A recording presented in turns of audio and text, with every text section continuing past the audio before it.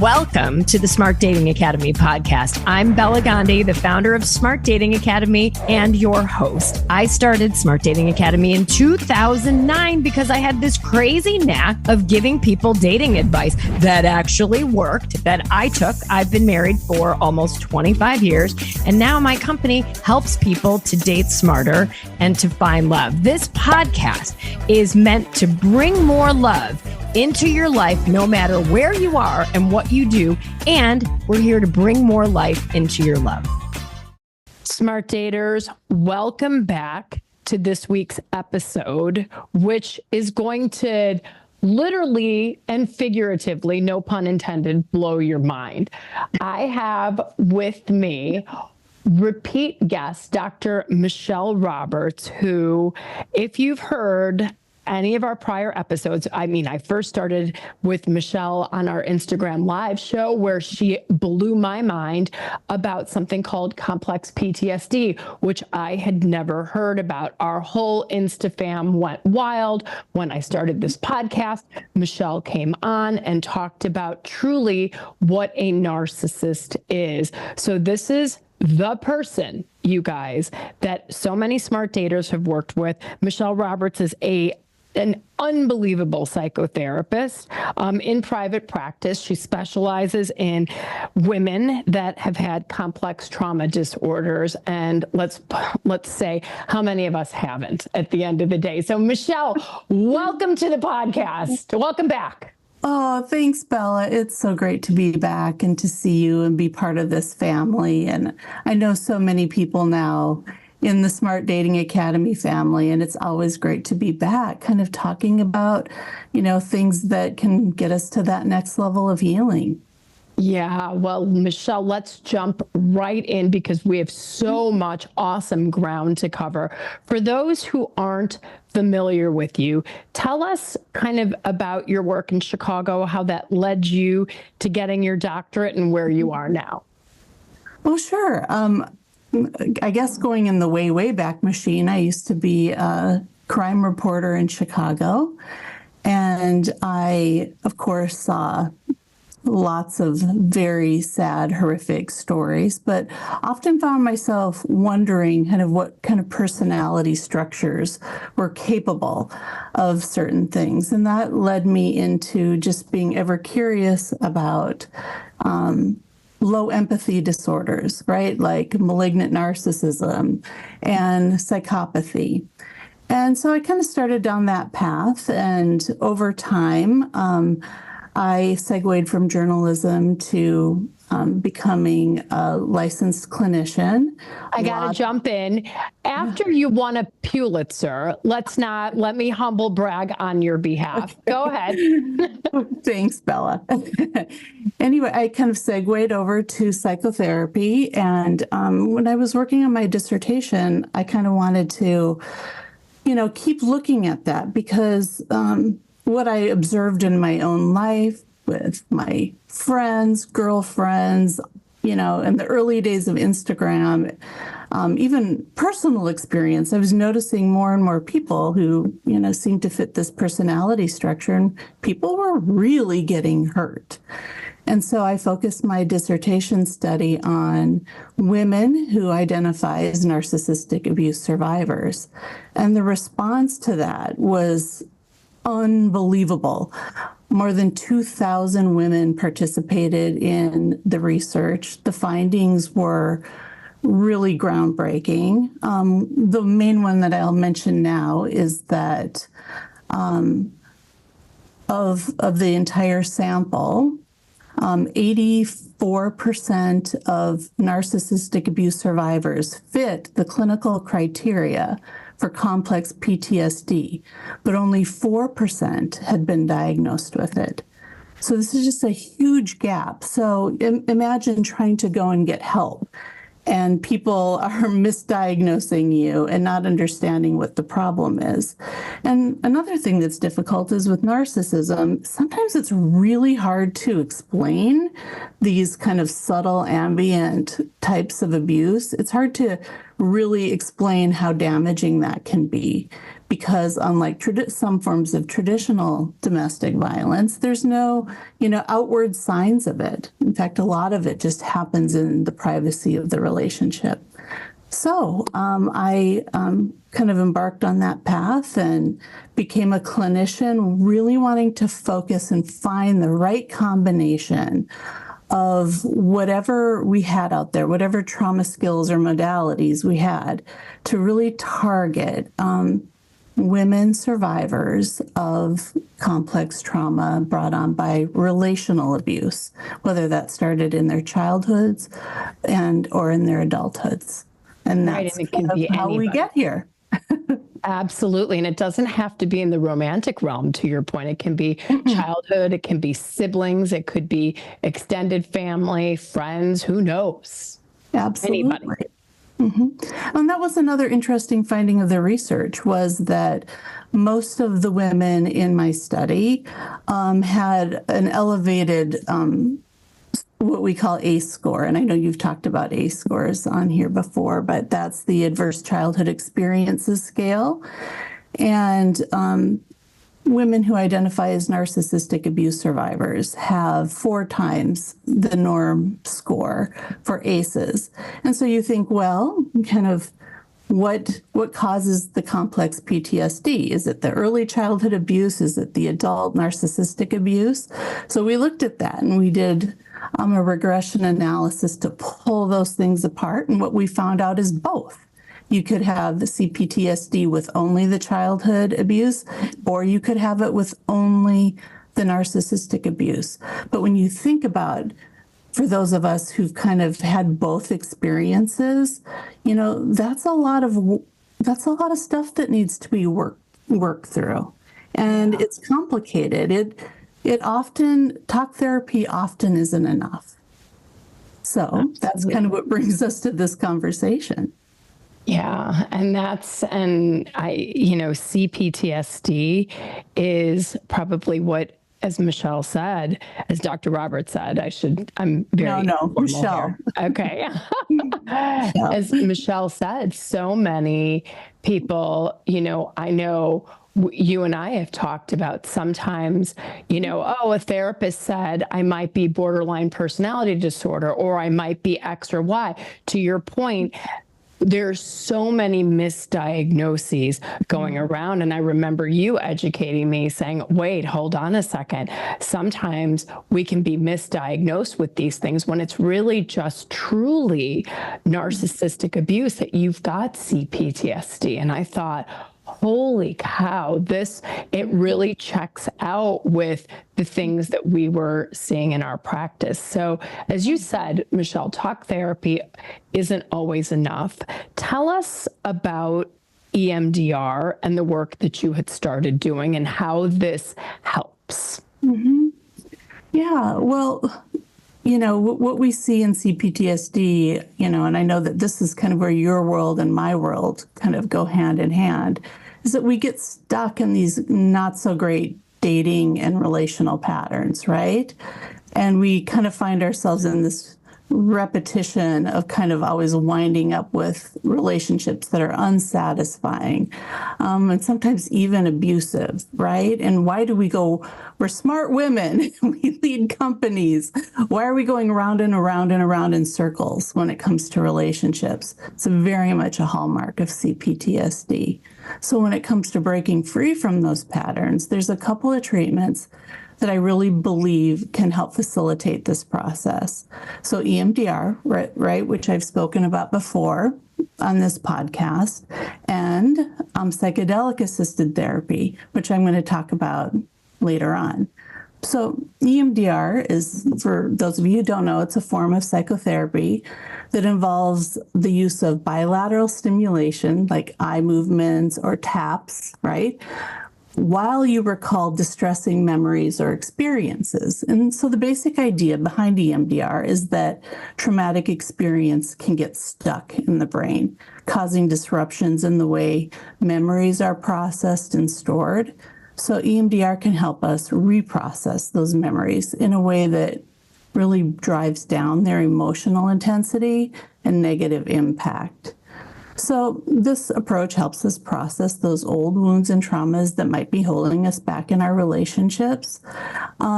And like core negative beliefs, like I'm unlovable or I'm broken. Those are the two most common ones I see with narcissistic abuse survivors. Now, core negative beliefs are things we know aren't actually true, but they still feel true.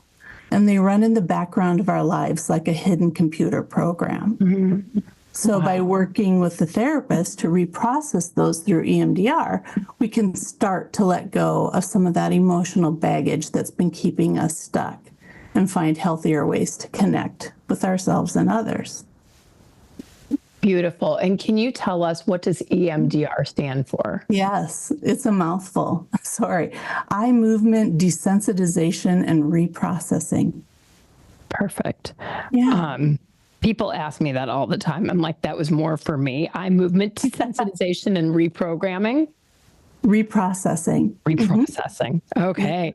Learn that one today. Love that. And I tend to rarely ever spell that out because it's such a mouthful, and I don't know that it really does a whole lot more to describe kind of that process. It's just kind of a lot of jargon, but that's what it stands for. Eye movement desensitization and reprocessing. Okay. And how do you know, Michelle, if there's dear listener out there is listening to this saying, okay, how would they know? They're driving their car, they're walking their dog. They might be thinking to themselves, God, this really sounds like me. How would they potentially know that they should go to a practitioner of EMDR? Mm-hmm. Well, often, I mean, it's a process. Most people find their way to me because they've been doing talk therapy for years. Even with really good therapists who care a lot, they've got a really warm connection with their therapist, which is really important when you're doing trauma work, but they don't feel any better. I call it living gray. You've done all the things, but you're still not feeling embodied. You're still not feeling alive, fully alive. So it's just this sense that, yes, I've done a lot of work. I've talked through all of it before, but why don't I still feel better? And that's kind of that old program, right? That's, you know what you know. You know that you're lovable. You know that you're not broken, but still you feel that way in the background.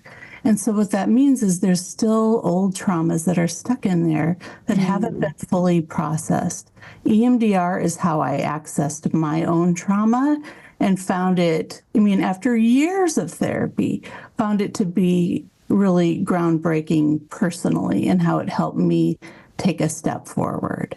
So that's kind of how you know. And when people reach out to me, I often just, that's one of the first questions I ask them is, how much therapy have you done? And how are you feeling? And what worked and what didn't? So often EMDR, in particular, attachment-focused EMDR, it can kind of break through another barrier to get you to a new degree of repair.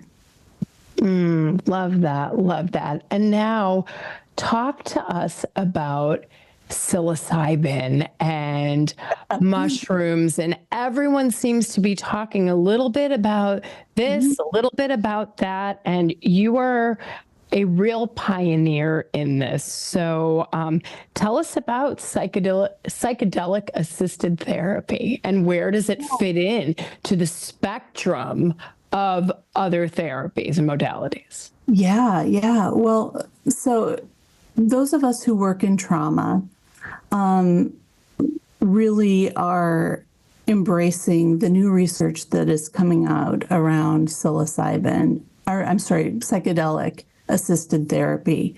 And what this is that instead of using psychedelics, right, like psilocybin or magic mushrooms or MDMA or LSD to just trip and as a recreational, activity, we use them for therapy in really controlled settings, safe settings. So this is still,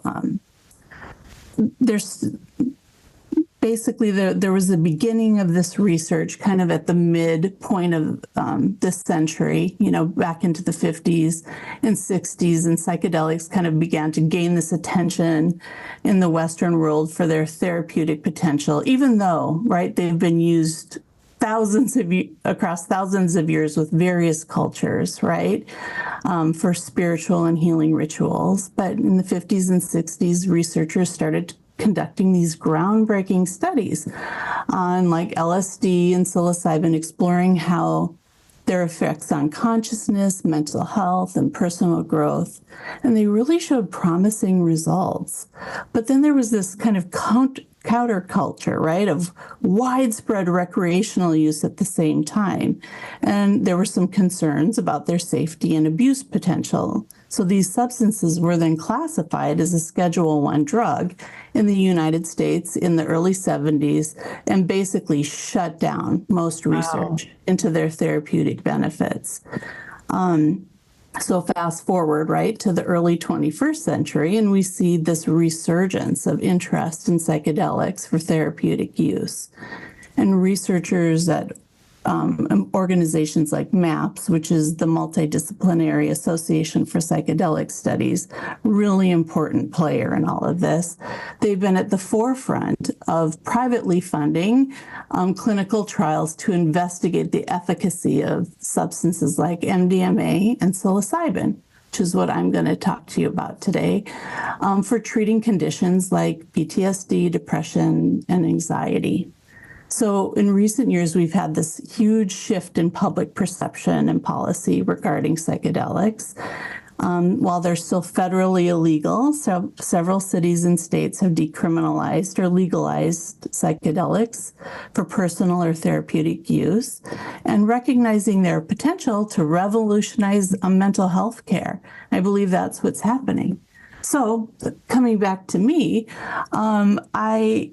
last fall, or a year ago, this past fall, I received an invitation to become a state licensed psilocybin facilitator. So Oregon is the first state in the country that has kind of paved the way for the legal therapeutic use of psilocybin in a controlled setting. So basically, this allows those of us who are licensed in Oregon to administer psilocybin or magic mushrooms to people who are 21 and older for therapeutic purposes. And it's just a huge step forward in the realm of psychedelic-assisted therapy. And it marks a departure, right, from that recreational use only of magic mushrooms and other substances. So I know that's a lot to say, but it's kind of important to kind of understand that context. Yeah. Because how did we get here? And how is, magic mushrooms and tripping and all of those old associations we have with that, how do we take that and approach that in, really serious therapeutic environments? Right. No, it's so good to know. I mean, this is so educational for me as a child of the 80s. It was Lucy in the Sky with Diamonds. And if you drop acid, you're going to fry your brain, and, kind of unregulated use. And so now to hear that these things that we grew up with that are, danger, danger, danger, don't touch, that there's so much potential medical benefit to them is amazing. So in Oregon, it's legalized. I want to make sure I understand it, to use by practitioners, but not on your own. Is it, or exactly. Is it okay for recreational use? No. Okay. It is not currently legal to take magic mushrooms recreationally in Oregon. So this regulatory framework is focused on therapeutic and controlled settings. So that's just to ensure that people receive proper care. They get the benefit of this substance and, with support while they're undergoing psilocybin therapy. So yeah, and it's a very, it is a very highly regulated process that we're going through, right? And we're learning kind of as we go and what works and what doesn't. But it's steeped in, following all that we know from the science up to this date. So it's a huge step forward. And Oregon is, definitely the guinea pig. I love It's that. exciting to be here. Yeah. And really, we've just been online really for the last 6 or 7 months. So there's service centers and facilitators that are now coming online. And I've seen many clients since I got started the end of last summer. Wow. And so how does psilocybin help CPTSD or people that have had relational trauma? How does it help? And if maybe you can talk about that, and then maybe a little compare contrast. Like if person X comes in, how do you decide which is which, or is there an order? Mm-hmm. Yeah, it's a great question. So psilocybin has shown really serious promise in kind of helping people shift their perspectives and break free from negative patterns, right? Which is what we're talking about. So a psilocybin therapy session can open new insights and help us get to the root of what's been keeping us stuck in those old relationship habits. It's thought to work by disrupting rigid thought patterns and fostering introspection, which, that helps us confront and process those deep-seated emotions and memories. And so for women kind of grappling with issues and trauma stemming from past relationships, psilocybin therapy can provide a heightened state of consciousness that may facilitate that deeper exploration of their emotions and experiences. So unlike traditional talk therapy that typically rely on that verbal communication, psilocybin-assisted therapy can evoke those really profound insights and emotions through a different pathway. And that often leads to more profound breakthroughs and healing. Yeah. And so it quiets the rigid patterns in our brains and really helps us to explore that trauma that's stuck. Is that kind of how it would be? Okay.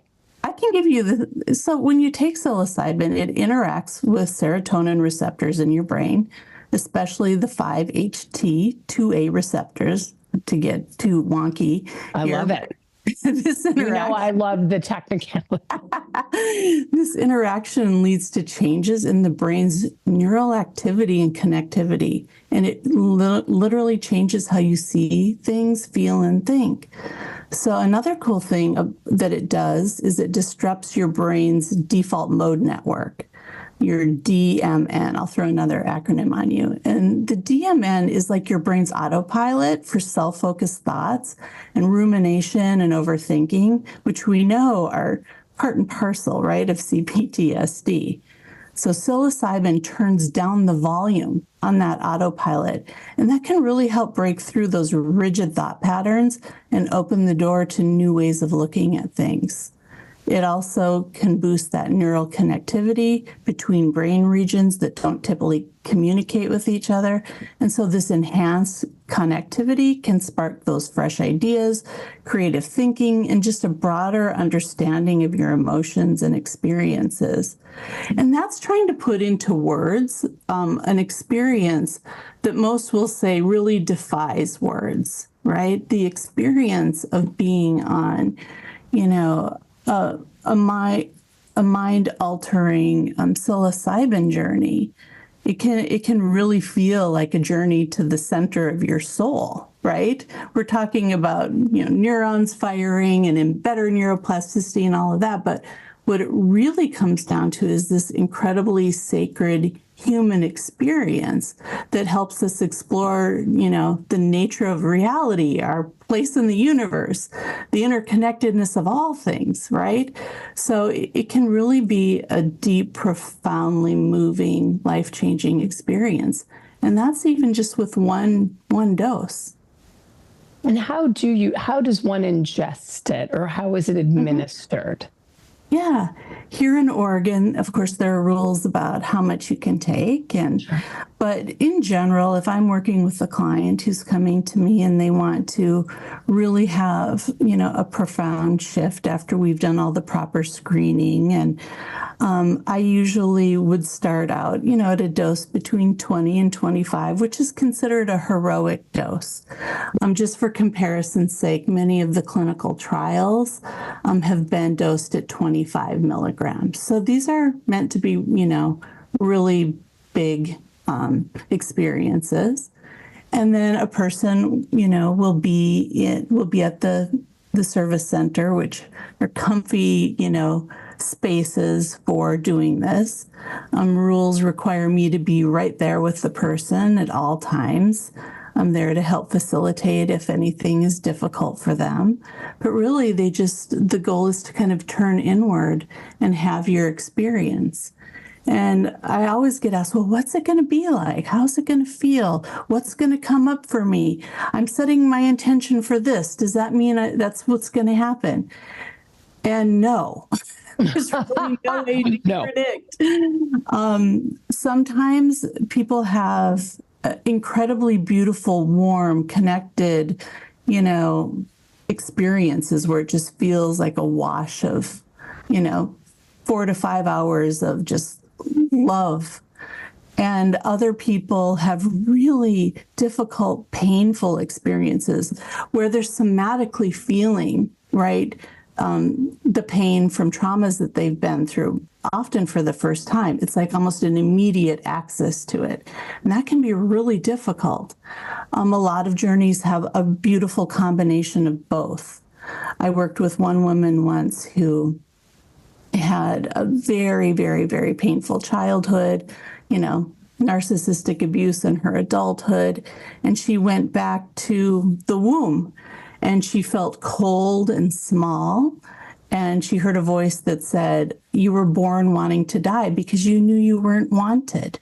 Talk about the computer program running in the background, right? Oh my gosh. And so the psilocybin journey, right, through visuals and sensations, showed her and made her feel that pain of not being wanted, and then introduced her into a warmth, color splashed journey full of all of the memories of the time she was wanted. Right? And so she literally felt her nervous system shifting more towards this warm feeling of being invited and wanted. And just think, if you have a program running in the background that you're not even fully aware of, but it's the one of not being wanted, just think how you're going to show up for your dates, for your friendships, right? Versus this one of being invited and wanted and open and loved. And that's how she started showing up after that. And it was really beautiful to watch. Wow. And does it take multiple sessions, or is it one, or it's person specific? I think it's person specific, but here's the thing. I would never say, oh, you need to come back again, because you need to decide whether this is what you want to do. So a big part of the selection process is self-selection. Is this something you want to do? I have many clients who have had one really profound journey and are working to integrate that. You can integrate one journey for the rest of your life. And I have other clients who want to come back and do the next level. So we started by saying you never know kind of what you're going to get. That's true. But what I will say, and I've not even had an exception to this in my work so far, is that this medicine seems to be so mystically tailored to each one of us as an individual that we always get, no matter how warm or painful, the exact journey we need at that time. Wow, that just gave me goosebumps. That's amazing. So whatever it does, it titrates itself to you, your physiology, your unique trauma, and whether it's joy or pain or some combination of both, it's what you need. Yep. Yes. So it's been really, really humbling, right? As someone who has sat in the seat with people doing the hard work for years and years, it's very humbling to see and experience some of these profound shifts we can get in, a much shorter period of time with psilocybin. Now, it's not for everyone, and it's not like a silver bullet, right, to all your pain. Once you have that journey, it's the hard work of integrating it into your life. So what you experience then becomes your new pattern, right? So we have to keep going with whatever it is that we're doing in the service of our own growth and connection. So integration work is, I would argue, and I mean, so would almost anyone working in this space that I know would argue that integration of the experience is probably the most important part. And when you say integration, tell me what that means. Maybe an example. Yeah. Integration would be taking whatever came up in your journey and applying it to your daily life so that you have new habits. Right? We know another experience of psychedelics is a reduction in the desire to drink and smoke, right? Wow. So you have this window of neuroplasticity that you need to work with. So you could enjoy that period of time without wanting to, drink and smoke, or you could do the other things to support that behavior into being kind of a lifelong decision, right? It's not just enough to kind of sit by and wait and see what happens. You then you've got some momentum, and it's your job to keep that momentum going. And so in general, what have you seen? What kinds of, maybe you can give us an example of somebody that has gone through this in your practice. And I realize it's so new and your practice is new, but yeah. Is there any story you can tell us about how, working with the magic mushrooms and then doing this integration work, how is this affecting women's ability to seek out and be in a happy, healthy relationship? Yeah, that's a great idea. I had one client. I always make a joke because when you're on psilocybin mushrooms, there's all sorts of time warpy things that are happening. So at some point, I have to help a client go to the bathroom, and I always make a joke. I'm like, this bathroom has a time warp feature, so don't get scared if you feel like you've been in there too long. You probably haven't been in there very long at all. And I started saying that after I had a client who went to the bathroom, and she was only in there for a couple minutes. And finally, she opened the door and she said, "Oh my God, I thought I was never going to get out of there." She said, and then I realized I could just open the door and walk through. Right? And so, I mean, it's a metaphor, but for her, it was, I feel like I'm stuck in things. And so often we get frozen in place, right? By our trauma. And so for her, this sensation of being able to just wait, I can just walk through that door. We become separated from that really basic but profound idea. And I don't encourage a lot of huge life changes like in the month after you've had a psilocybin journey, right? You want to take things slow, but ultimately she left a very, very unhappy relationship and is moving forward. So for her journey, even though the message came to her in this kind of silly way about the bathroom door, right, was you can just walk through the door. I love that. I love that so much. Like, you're not stuck in the bathroom or with this bad dude. Right. You have agency to open the bathroom door and to open the door to leave him. Mm-hmm. Yeah. Wow. Yeah. Wow. Because anyone who's had complex trauma really probably can relate with the dissociative symptoms of that disorder, right? It's this sense of just being stuck in time, stuck, right? And frozen. So that's just one kind of example of an anecdote of one person I've worked with. And if someone's thinking about this and, they're like, God, I listen to a lot of what Bela says, and I think I don't have a good picker, right? How do you think this could help them to sort out their love life, maybe through realizing they have agency? Or tell us about that. Because I'm sure a lot of people are like, this sounds really good right about now. Like, I'd like to get unstuck. I mean, I'm listening to this going, I don't have PTSD, but wow, this sounds kind of good. So I'm guessing it's, number one, not for everybody. Like you said, it's not a silver bullet. No, it's not a silver bullet. And it's not for everybody. People who have bipolar disorder or a lot of family history of schizophrenia, we want to be really careful, right? And there's a few other, things that we screen for. But for a lot of people, it can really facilitate this personal growth. And, for anyone who's, got a broken picker, right?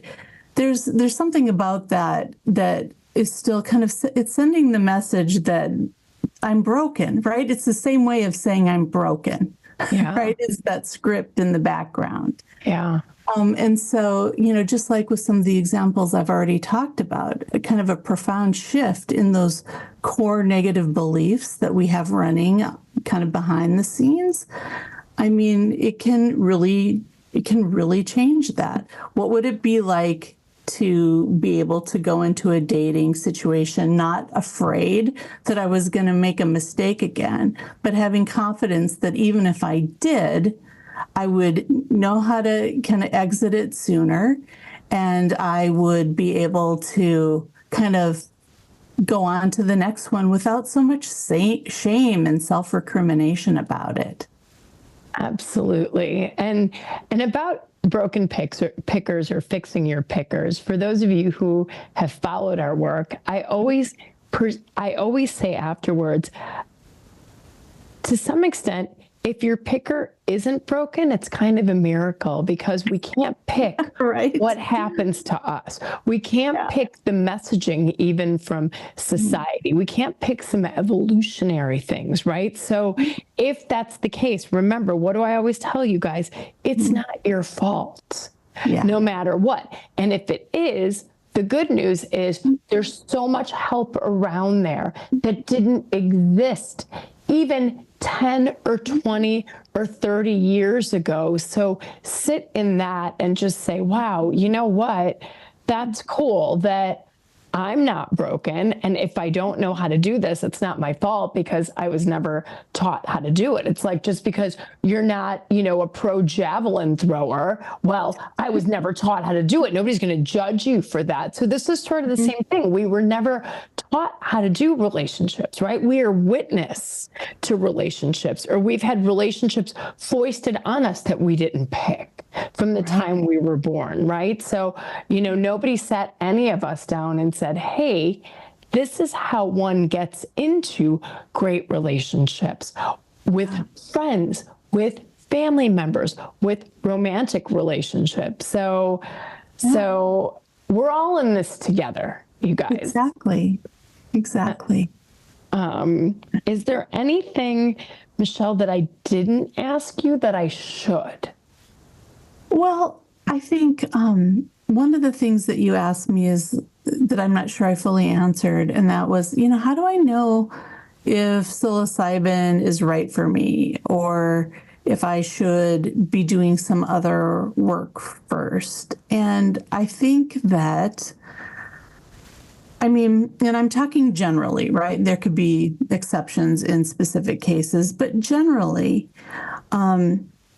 a psilocybin journey can facilitate a whole opening for therapy that you might not have been able to access before. So I had one client who, and this isn't uncommon, but who in her psilocybin journey, remembered some pretty significant trauma that she had been not able to kind of bring up or confront in psychotherapy. And with that kind of at the forefront, then she was able to work with that. So basically, her therapy journey really kind of started at the psilocybin. Wow. Point of psilocybin. In other ways, it was like I've already kind of talked about a little bit, is that folks who've already done a lot of work and kind of feel stuck can also benefit moving forward. I love to work with clients who come to me for psilocybin. If I'm feeling like they're really kind of in a state of crisis or have a lot of anxiety, I'm probably going to recommend that in order to work with me, right? They could always go and choose a different facilitator. But I really like to be able to have a few sessions to at least teach them some grounding techniques and some other things that might be helpful for them if their journey becomes really painful, or if they get stuck in kind of a state of anxiety when they're doing their journey. So it's just kind of, there's different ways to look at it, but I have really found it to be profoundly helpful in kind of breaking through some of those barriers where we get stuck in our self-worth, worth, I guess. I love that. And this brings me, maybe I haven't fully understood. So how does one know, or how does a facilitator or a therapist assess, okay, you're stuck in talk therapy. Let's say you're living in the gray, like you said. How do you know, does one come first? Like, if you take said person with CPTSD, do you have like a first line of thing? Like, do you say, okay, first we're going to try EMDR for X amount of sessions, or does it not work like that, where it's person specific, trauma specific? You may say you're going straight to psilocybin, Jane Doe, and for John Doe, he might go to EMDR first. So, yeah, well, it's interesting, and here's something that's just an aside, but an important one, I think, right here, and that's that my licensure as a therapist is completely separate from my licensure as a psilocybin licensed facilitator. So they're separate. And, there's some, good, so I keep those two things, pretty separate. So usually people who are coming to me, at least in this point, until I think there's more cohesion between these licenses, people who are coming to me for psilocybin are coming to me for psilocybin. Got it. Okay. And vice versa. Now, I might have a client who I think who's been a long time in my practice, who I think would be great. I would recommend that. I wouldn't recommend that, but if they inquired, I would kind of support them in that journey, either working with me or with another facilitator.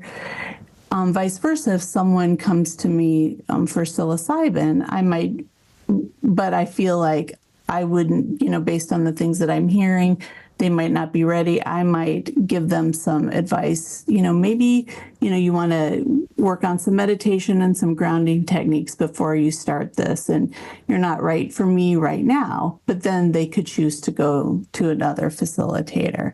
So there's some choppiness, right, in this regulatory framework still that we're working through. But I guess that's the best way I could answer that question right now. No, that's so great to know, because I didn't realize that. So I thought it was like, oh, and I'm doing this and I'm doing that. But I understand it's like, it's like blue hat, yellow hat. Now, you're ultimately the hat wearer. So you can talk to somebody and say, I think you should be with me in my yellow hat or me in my blue hat. Or you can do both hats, but you ultimately partner with the client to make those assessments. Exactly. And I've had people come for psilocybin who we've had this discussion, and instead of treating them with that, we've been doing EMDR, right? And so that's a different hat. And that's been going great, right? And they've not wanted to do psilocybin since then because they're getting traction. And I'm not saying one is better than the other. In fact, I think they kind of work beautifully together. Together, right? Mm-hmm. Like all of it, talk, EMDR, psilocybin, like I can only imagine as your practice, as you are in practice longer and longer, you'll probably start to see like, okay, like, yeah, maybe we're going to shift to here, but then we're going to go back here because you start to understand how these things all work together, which I'm guessing they will. And isn't that exciting? Yeah. And like we're at the very beginning of this, right? So what's happening here in Oregon, you know, we're really trying to create this system that really works for people. And, you know, also trying to, you know, stay true to, you know, our other licenses. So they're separate. But, you know, I hope for a time, you know, someday when there's just much more kind of overlap. And there is overlap just because I am who I am, right? And other therapists who are also licensed psilocybin practitioners, we are who we are. We bring these skills in no matter what, right? But we have to just be careful of what hat we're wearing and when. Yeah, no, that's amazing. And I'm sure it will only evolve to get better and better. I hope so, yes. Yeah. Michelle, you're the best. Thank you so much for enlightening me and our audience with this. I think this shows so much promise, and I'm honored and grateful for your time on the show today. Yeah, thanks so much for having me. I always love coming on and seeing you and getting to talk about all of these exciting things we can do to heal ourselves. And ultimately, Michelle and I are in the same quadrant of we want to help you to love yourself and to be able to have the kinds of relationships that best serve you in your life. And the beauty is that we are both, and I'm going to put you under this veil too, Michelle, we're both tremendously psychotically optimistic about everybody's abilities to get to a better place, right? Mm-hmm. And one foot in front of the other. So with great hope and great love, I bid you farewell. And again, thank you to Michelle. And if this sparks in you the desire to inquire about how Michelle can help you, Michelle, what's your website? Oh, www.drmichelleroberts.com. Perfect. And it's Michelle with 2 L's and Roberts.com. Mm-hmm. And if you're ready for a dating consultation, go to smartdatingacademy.com. Guys, love is in the air. It's springtime. The birds and the bees are out. The weather's getting better. So there's nothing like summer love. So until next week, I bid you farewell and have a beautiful week. Bye. Thank you.